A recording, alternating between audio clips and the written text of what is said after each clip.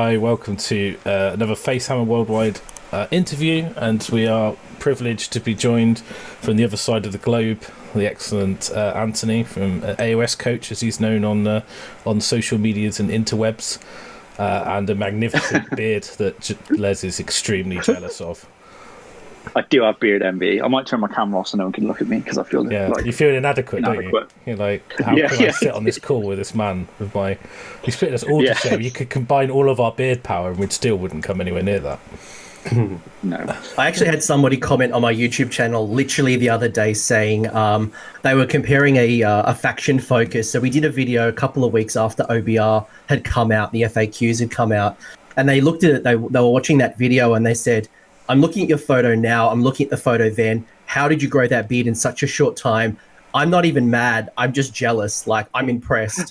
And I'm like, and I'm starting to get a lot more beard comments in my YouTube, and I don't know if that's a good thing or if it means my beard is superior than my content. So I need to, but it also could be my my trigger, or I guess my next steps into OnlyFans. So I think the page. I think it's a way to go, man. I think it's definitely it's all about that monetization. Patreon's too saturated. I think it's time that AOS gets into OnlyFans, and I think maybe a beard calendar for 2021 could be have a calendar, all the places that you can't go, and you're just gonna like cross it out. But maybe it is a beard calendar. You could have like sort of slightly blurred out, obscured army lists, and be like, if you want to see it in full focus, high definition, come to my OnlyFans. Like $5. I could be opening a battle tome, half naked, or like I'd be like, I don't know. There's so many opportunities, right? Yeah, I mean, well, funny you should say calendar, because Darren Watson, off of the England team and obviously lists out there, has made a super sick calendar of the England team. So like, I'm sure that like if you wanted a bearded unlock subscribe calendar, slide into Darren's DMs, and I'm sure you can collate that from people across the scene. That'd be the I'll go to Scrivo, and you can make the artistic side as well. But apologies to everyone who actually tuned in expecting some type of serious interview with me. Yeah, we are down a bad rabbit hole already. We've already gone way off topic.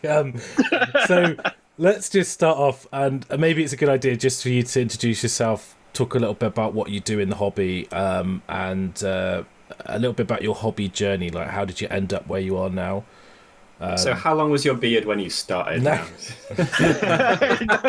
I'm gonna have to kick Byron now. I came out of the womb 3 weeks early, which means I was ready to go rolling dice. So in all seriousness, so my name's Antony. I run a YouTube channel called AOS Coach. I'm not the only coach. I just it was a bit of a transformation that I wanted to go through, and I guess I can explain in a minute why I chose that name as opposed to any other like alias. But so I'm based in Australia. I've been playing Warhammer since I was 14, 15. Got into it, funnily enough. I'm actually writing a video. I got tagged by Age of Nagash on this I Am a Wargamer series, and I'm literally kind of reflecting on my journey as we speak. I grew up in Sydney. In Sydney. My parents are divorced. Parents got divorced really early on in my journey as a child, and I actually moved to a rural country from like the biggest city in Australia to a town of about 10,000 people in the middle of nowhere. And the friends that I'd met were all a bunch of nerds. I was a sport kind of person in Sydney, and I met these people who played Dungeons and Dragons and Warhammer. I got introduced to Heroes Quest. I got introduced to, Lizardmen versus Bretonia fantasy battles, Space Marines with the paper dreadnoughts and the high elf dragon. It was a paper model. Yeah. I remember mowing somebody's lawn for.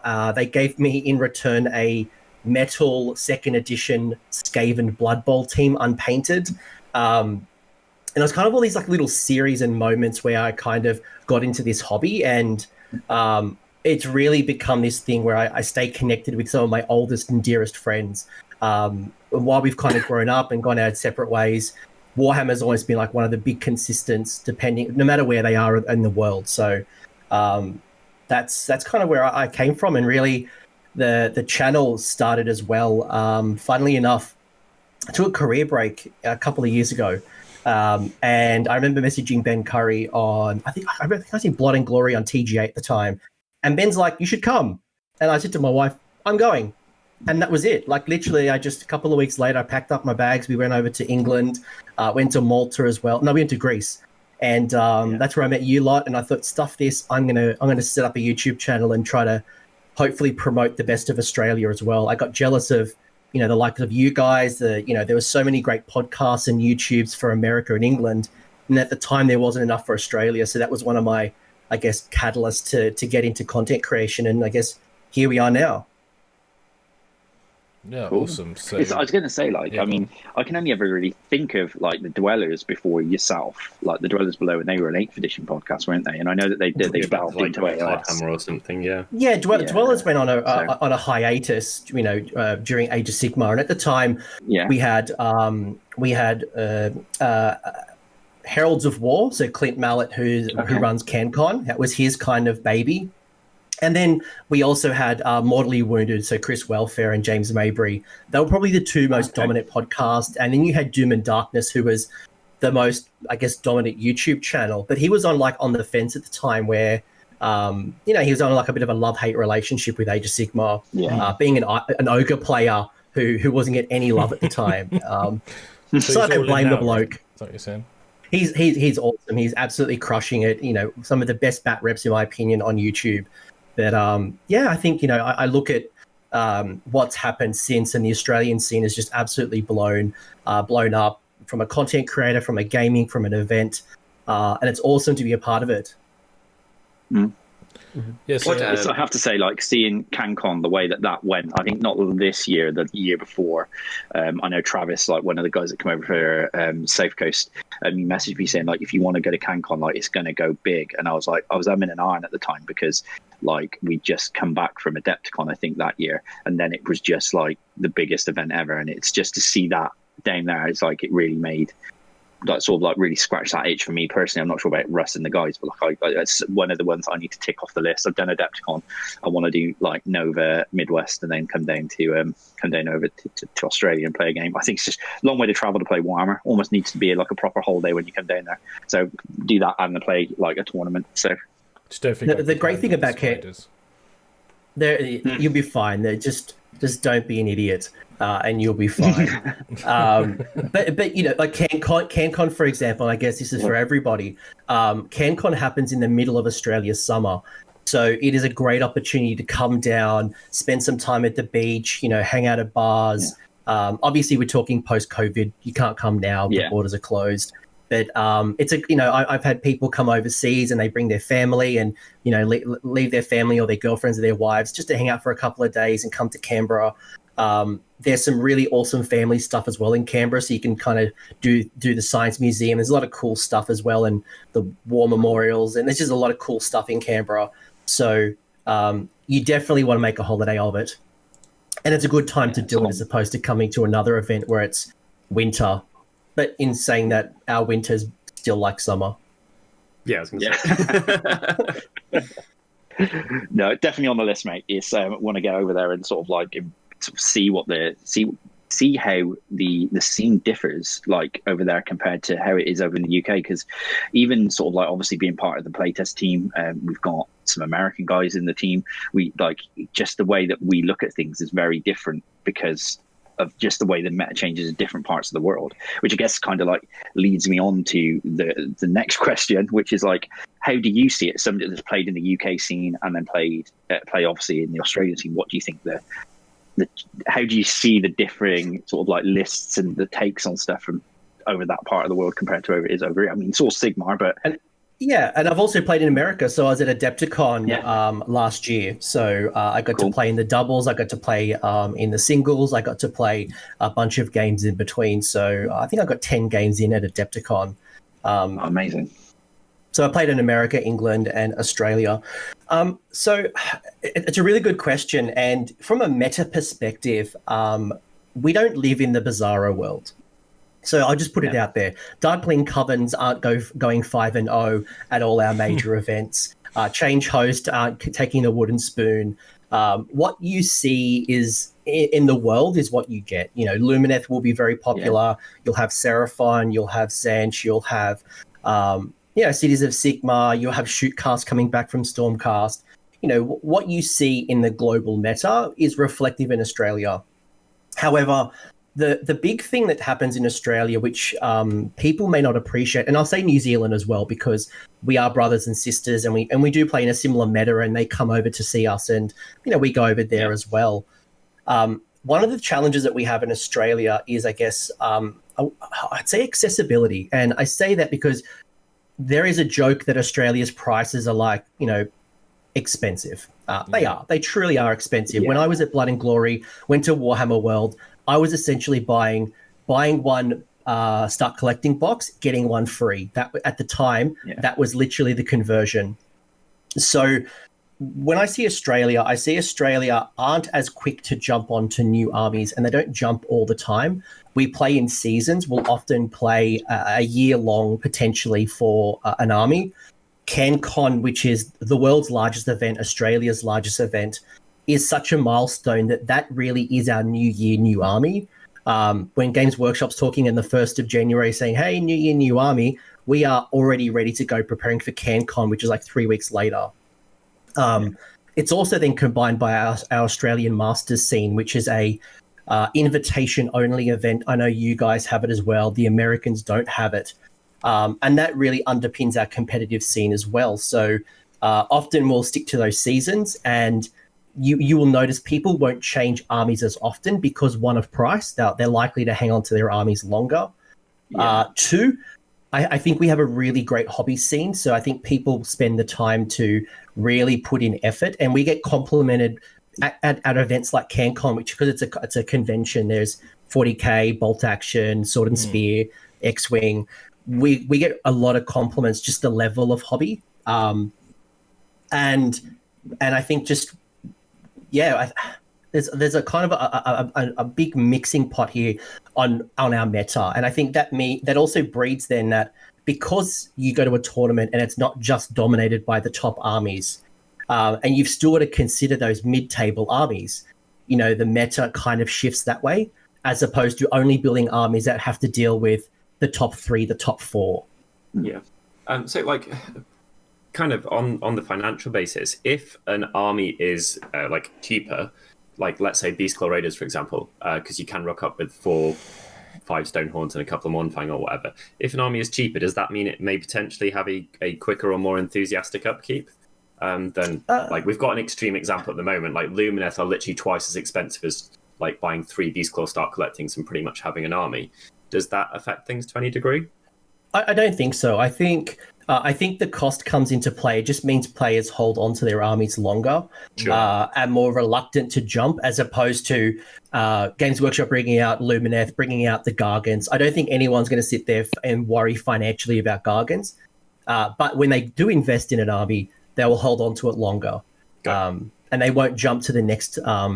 And I think as well, because they're not jumping as often, it means that they're not just doing, battle ready armies, just trying to get it on the table as quick as possible, and then kind of jumping to the next tournament and doing that type of pattern. They're really investing and keeping that army for a long time.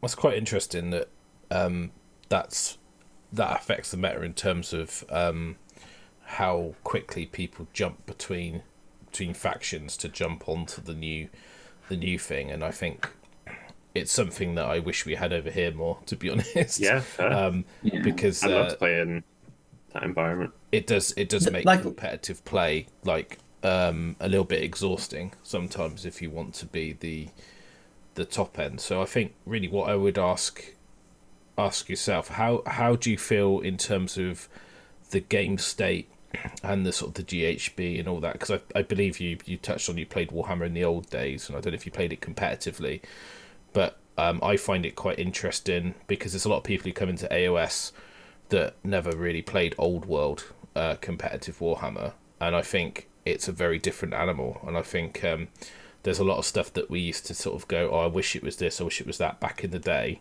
and now it kind of is that, and then people are going, I wish it was more like this, and that's the old way, and it's kind of weird for me. But I mean, how do you feel It's sort of from But it's a interesting. competitive point of view, the game is. It's interesting you say that because if it wasn't for COVID, in 2 weeks' time, I would actually be playing in a 6th edition Warhammer Fantasy Battles tournament. So it got cancelled literally like a week and a half ago. Unfortunately, some things have happened, but I have been building a 1,500-point Empire Knights army, so purely 100% Knights. Like a battle standard bearer. I think I had a wizard, a gold wizard, and I also had just a knight captain, and then like 32 knights. Literally, that was it. And I've been playing with that. And one of the things that I wanted to do in that journey was say, was I looking at Warhammer Fantasy Battles with rose-tinted glasses? Yeah. Was it truly as awesome as it was? And I went back to 6th edition because 6th edition and 8th edition, in my opinion, are the two best. I've been playing since like late 3rd, mostly 4th and onwards. Yeah. And it was really interesting, right? Because there is no double turn in Warhammer Fantasy Battles. You had the power dice, so I'd get 6 dice and I could allocate those dice however I wanted to allocate. I'd have to pivot. You had battle shock test, but the battle shock test wasn't just removing models. You would literally run away. And it was interesting to go through this process and play these games and relearn and there is some really cool things in Warhammer Fantasy Battles I'd love to see. I love some of the restrictions you've got to have. I think, and there's some things that, like from a list building point of view, I do like some of the stuff in Fantasy Battles, but then there are some things I'm like, thank Christ it's gone. I'm so happy it's gone. I do miss things like Total Power and, Miscast, but then in 8th edition they got really weird. But I think from a fantasy and Sigmar side, I think you've got to separate yourself and realize that it's two different games. It's the message that I hope High Elf players, Bretonnian players, Tomb Kings players, there may be a Bretonnia in some time in the future. I know, yes, Flesh Eater Courts, but they are in the past. This is Sigmar. It's a completely different game. I just wish Seraphon were in that bin bag with the rest of them. I feel like my army's been put in the bin, and the one that should have gone in the bin hasn't. They've got away with it, and it gets me every time. Chokes me up, man. I think the benefit though is that in the Warhammer Fantasy Battle days, we weren't FAQ'd as much as we are now. Battle tomes weren't being released as quick as they were. So as you all would remember, when Dark Elves were really broken, they were broken for like 10 years. Yeah. And their comp systems had to come in to say, you can't use this. If I'm a Dark Elf player, I'm like, but I want to run my repeater bolt throwers. I want to run this. This is what I really like. But some tournament, and as a tournament organizer, I don't want to say no.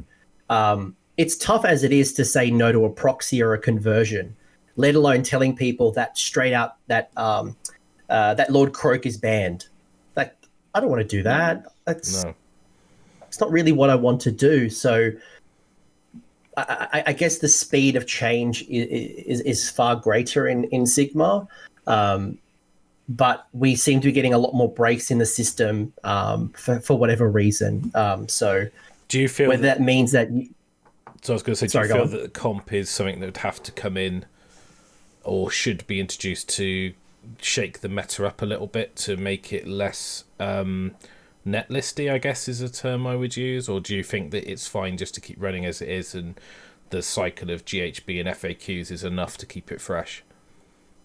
I think when we talk about netlisting obviously was always around. It was just the way that we access the internet in the 90s is far different and more accessible today than it ever was before. There was always forums. There were always ways to share your lists. It's just the speed of those lists and how easy it is now compared to the past.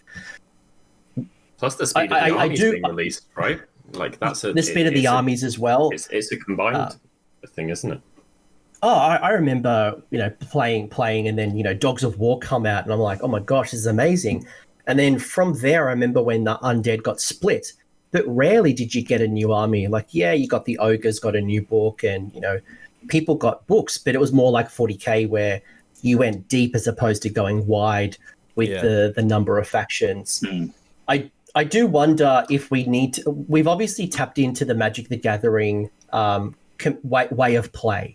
They're drawing upon inspiration from Magic the Gathering, how tournaments, how seasons, interactions, between grand alliances and things. I do wonder when we'll take the next step and start retiring models, much like they do in their competitive scene, to say it's just a modern competition, and modern is the definition of the last 2 years or 3 years of army books. If you want to play a legacy competition, cool. Go play with your Tomb Kings. Go play with some old models. Yep. But I guess obviously there's a lot of stuff. It's easy to retire a card versus retiring a model that I've built, painted, converted, loved. And it's very different. Absolutely. Or if they brought out a way to draft, I would never play another game ever in my life. If I could draft with models, I'd be gone for life. And that's why Tomb Kings players still want to play with Tomb Kings, because they love it. That's their aesthetic. You could easily say, Tomb Kings, guys, it's been 5 years, move on. But that's what they're tied to. Don't test me. No, okay. I've moved on, it's fine. As a Tomb King. Facehammer objective markers are available for pre-order now. Click the link in the description below and order them from Element Games.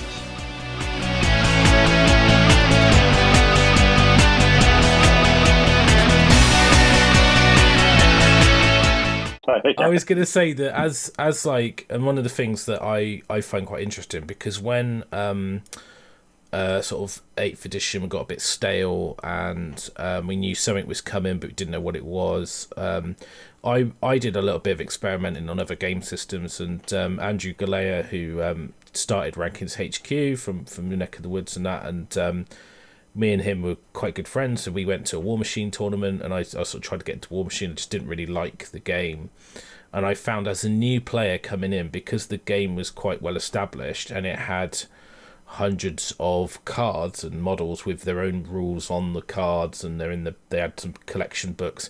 It's very similar to how AOS is, and I found as a new player having to learn 400, 500 sets of individual units and what they do was extremely daunting. And I think when AOS was released and it was like, it's 4 pages of rules, it's accessible, come on in, get started, I think that was really good. But then it's almost, I don't use the word bloat, but it's kind of got to the point now where you've got, I've got 3 different battle tomes with an allegiance from here, points from this book that have been revised in this FAQ, and this is my army book, and this is the war scrolls, and I've got magic cards from malign sorcery or whatever, not so much anymore, but like I've got these realm spells and they're on top of my normal spells, and these books don't have spells.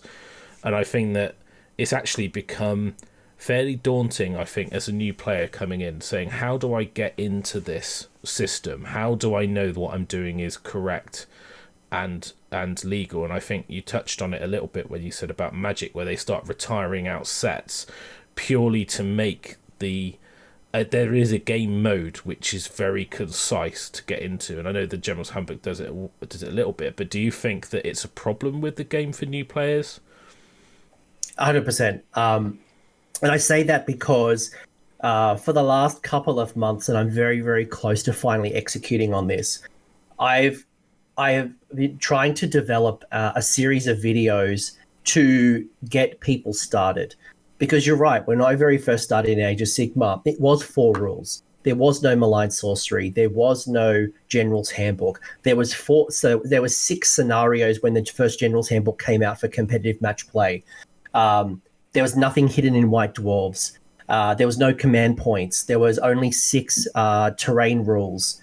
The interactions on how to claim an objective were clean and crisp. There was no weirdness around behemoths and monsters and all this stuff, right? There was very summoning. You had to allocate points for summoning as opposed to free summoning. So it was a very, very simple, clean game, which made it really easy to eventually get into. But as a new player right now, if I was to step into that, it's very complicated. And what's challenging is for people like me who are established in the community, we create events that are 2,000 point events that are using the full match play rules with the realms, with X, with Y, with auxiliary objectives.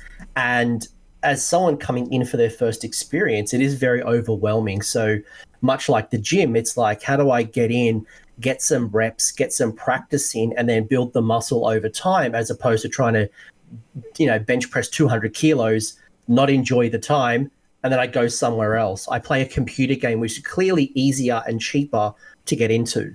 So to answer your question, absolutely, it's very challenging. And I've been trying to understand how to simplify that and make that journey easier. It's been something that's been on our minds. We've been talking a lot about it when we're talking about launching our channel and what sort of video content we want to do. In terms of your content then, so you've obviously, you call yourself the coach, and I guess what's your main ethos behind your channel, just for people who may not be familiar? Is it about just helping people on their journey, on their way? Is that the motivation that you draw from? Yeah, the coach kind of persona, it came from wanting to help people on their journey. And this is a game that we are always building our skills, we're always building our knowledge. And I think we can all learn from each other. I've always felt really weird talking about armies that I don't play. And that's why I'll never try to be the subject matter expert. Much like a professional coach in any sport, while they might be the head coach, they've always got a defensive coach, an attacking coach, a kicking coach, a fitness coach. And the way I've eventually kind of looked at the world is that everyone who I get onto my channel is my assistant coach. You are the expert in Beast Claw Raiders. Talk to me about Beast Claw Raiders. I understand what it's like to play against you. I can clearly read the book, but you're someone who's done your reps. You know what the granularity is in there. And it's not to say that I am the coach, I know everything, I'm here to teach you everything, but I'm going to help navigate that journey for you to be as good as you can be. And I think that also keeps my competitiveness at bay. I'm an ultra competitive player. I got to the Australian Masters and came 5th in the first year, but I didn't like the person I became at the time. I didn't like the person chasing the meta and how I was interacting with people. So I said, I'm pulling back. And that being that YouTube guy makes me think about my interactions as well, because people are perceiving me and my channel with how I treat them. So it's more of a reminder as opposed to I'm trying to tell you everything, because that's not me. So it keeps you honest. Yourself. Is what you're saying. It does keep me honest. It's real. Like it's not a facade that I'm putting up, but it is a gate. It's a gate that I put in, but it also means that I mentioned earlier that, I got really jealous that the Americans and the UK, at the time of Age of Sigmar starting, you guys were absolutely crushing it, but you also had Bad Dice, you had Heel and Hammer, you had all these guys, and you're hearing about these great people, and I'm like, Australia is just as good. It's just that we don't have a voice. You guys don't know about it. Yeah. And that was a way that I could bring that voice in to say, listen to X. Yeah. Well, I think it's the Australian scenes obviously come more on the radar. It's very difficult for us because you always talk about what you know and what you see and what you interact with. And I think because, geographically we're millions, miles away really, but it's just like, it's kind of interesting because like Les was saying, it would be great to go over and experience the scene at the spot. It's kind of a thing that I sort of be passionate about. And going to Adepticon was a real eye-opening experience for us in terms of like the American scene, and I know that in the past, like with the ETC, or that the Australians used to have like quite a strong presence, and we do the Ashes and things like that, so it was quite close to the Australian team. So yeah, it'd definitely be something that we'd want to get into. But it's really interesting when you talked about competitive play and you were trying to achieve things. You didn't like the way that you were perhaps behaving to get there, and you took a step back. And what I would, it's something I've spoken to people before, because I can remember back when I was younger and a bit more keen and things like that. And you tend to get your first podium and then you kind of chill, and then you get podiums without trying so hard, and then once you've achieved a bunch of stuff, you kind of think, is that really why I go to these things, or is it because it's about the people and the hobby and the the escapism for some, you know, and like just having that common interest that you can talk to someone about and be like, this is you know, this is what it's all about. It's not about winning, although when if you're competitive, you play to win because that's the object of the game, but it's not at all costs sort of mentality. No. Did you have a moment where you got your first podium and you were like, and it made you kind of step back and relax? Or, I mean, I can see some trophies in the background, so I guess you've had some success.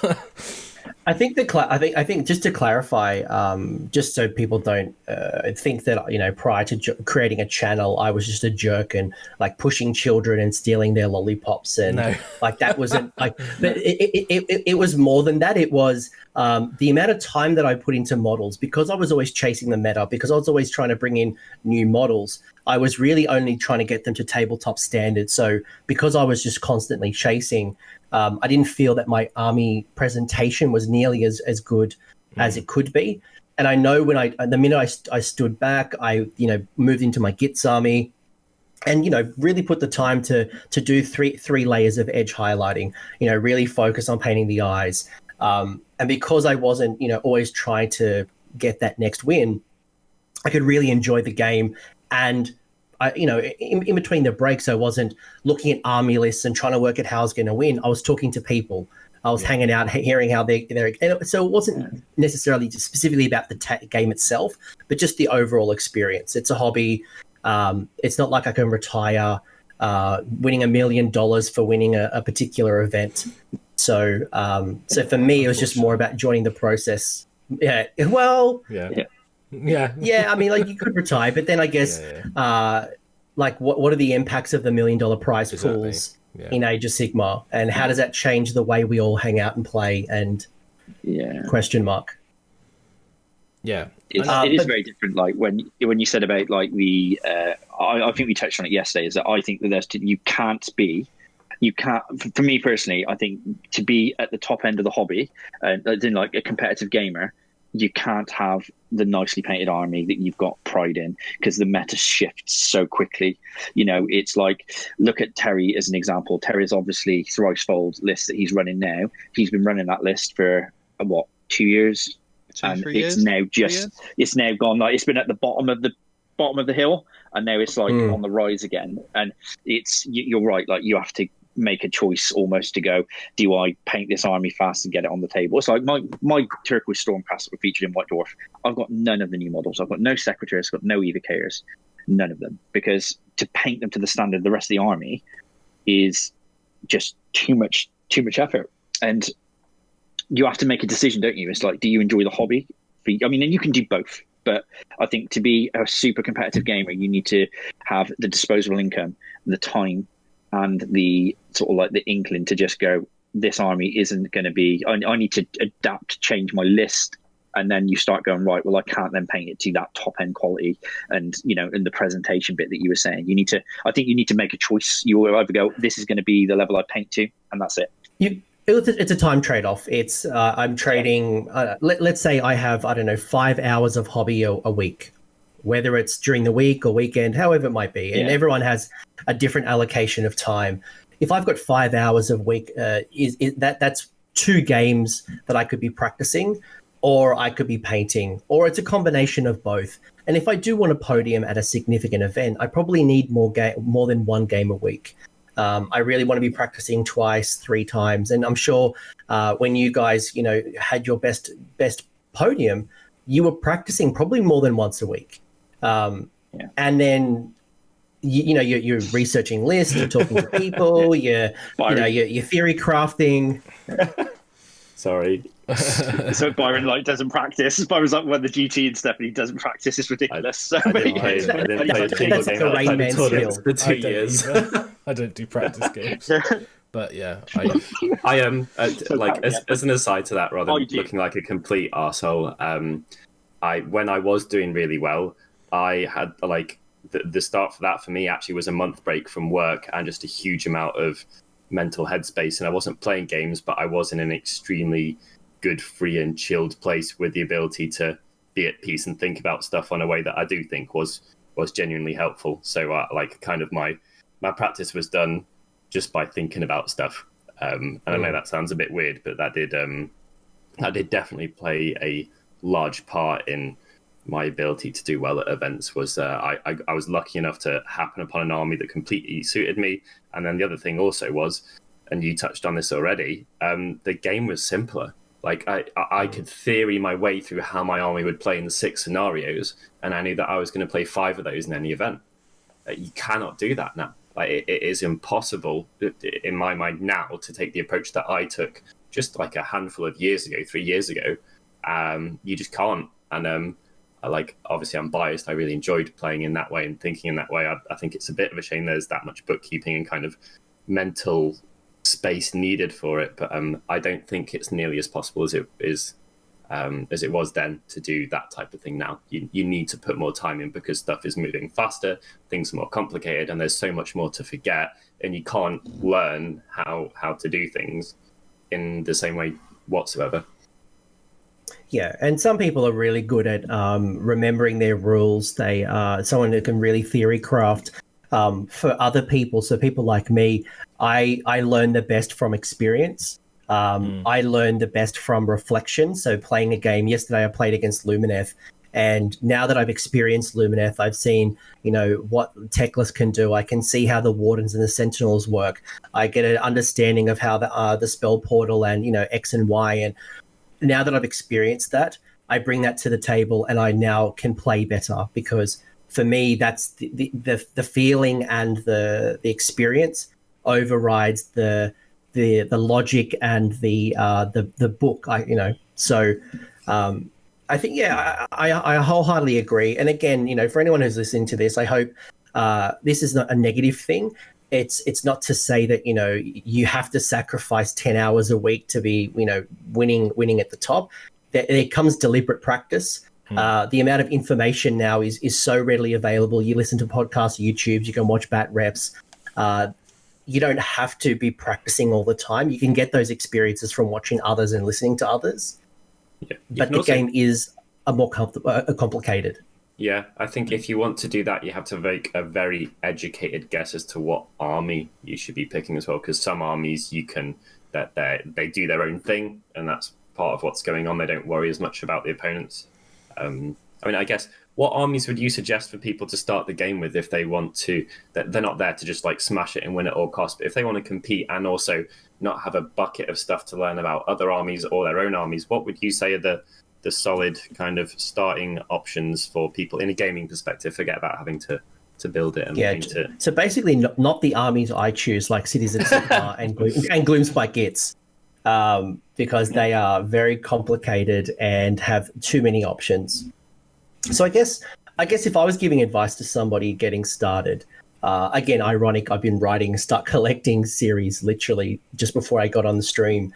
I would think about some of the factors. I'd think about the cost. I would think about the abilities, I guess, how easy is the army to run, the synergies to apply, how forgiving are the army. And a couple of armies that would come to mind for me would be things like the Ogres, and whether it's the Iron Jaws or the Dadbods. So the Iron Jaws, that's where I'm going next. The Beastclaw Raiders or the Ogres. Think something like the Iron Jaws, things like Nighthawk, something like Stormcast. They're all relatively forgiving armies that have some tools that have advanced strategies if you want to apply them, but Nighthaunt, literally, you just move them forward, got a mortal wound save, they've got a ethereal save, got some cool stuff. It's relatively easy, and it's cheap to get into. Yeah. So there are a couple of things that have come to mind. Nurgle might be another, because it also is very forgiving with its paint scheme. But again, I always say to people, find the models that you love and you enjoy, because you will most likely spend more time painting the model than playing with the model. Yep. And you want to enjoy that part of the process as well, unless you're going to commission paint something, which I believe some people here on the stream might be commission painters, so maybe they want to send them over to you. Shout out to those commission painters. Yeah, all struggling artists. Apart from Byron. So yeah, that's interesting. So you mentioned you're collecting Gits and Cities are your sort of two main factions. What draws you to those then, and how do you feel about those battle tomes, and why are those the ones that you really like? So cities is because of legacy. I was an Empire player. I played Empire. That was really my only army through the entire fantasy battles. And then when I came to Sigma, I played Free People, and just to prove a point. And I got to the Masters with the former cities of Sigma before I even got rules. So I played with handgunners and, had the awesome Great Company rules. So that kind of, I wanted to prove a point when it comes to cities, and I still love cities. It's just a diverse character set, but it's also very frustrating because you're constantly in list building mode, and because there's just so many options, it can be a bit of a analysis paralysis. Do I take X? Do I take Y? Do I take this list in Tempest Eye or Hammerhall? Do I swap this out for a Dreadlord and Black Dragon, or is it better with the Free Guild General and Griffin? So you're constantly constantly shaking it up. Gits for me was to have fun. That was the moment where I'm like, I just want to go down and roll some dice, laugh at you. If you kill my army, you're just killing grots. You're picking on a child.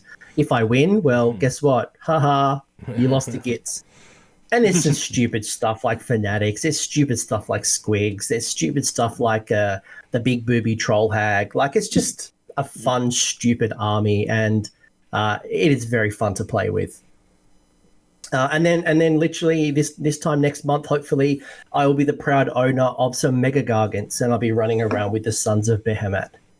I've seen you talking excitedly about trying to get your mitts on an ale guzzler and the sort of the Gargant stuff. So you're super excited. Have you managed to start your little giants yet? Have you got some done? And I've got three. Three. Ben Johnson bought all of them for the entire world, but I was able to 3 before he didn't actually. Don't. He monopolised. That was a joke because he's evil and he doesn't want anyone else to have fun. We've quoted you now. That's it. So you've clipped that. I'm going to screwed. edit the bit out when you retract it, so it's fine. Ben, I'll write up your resume. It's all good. I'm looking at one. Gargants I think are going to be hilarious, but 2, I'm looking at this going, how do you win?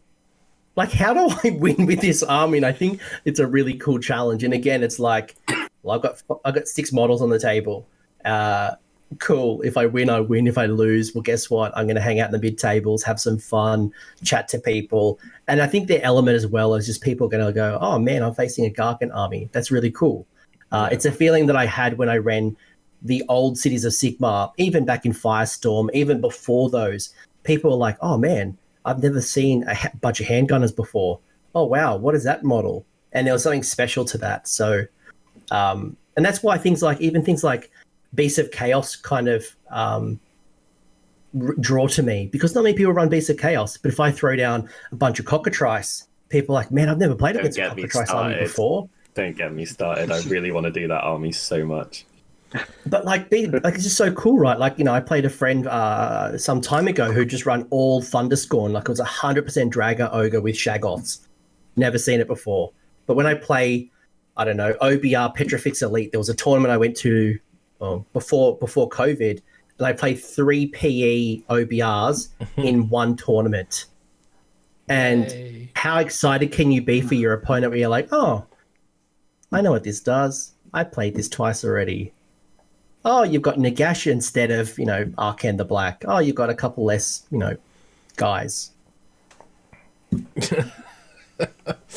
Yeah, I guess I know what you're saying. It's I think it is I do like to find the alternative premium competitive list, and it's interesting what you said about analysis paralysis with cities, because I've been umming and ahhing about doing Slaves to Darkness, and I kind of committed myself now to doing it, thanks to Carl for giving me the kickstart of models that I didn't want, but then I did really want. But it's forcing me to do the army now, which is nice.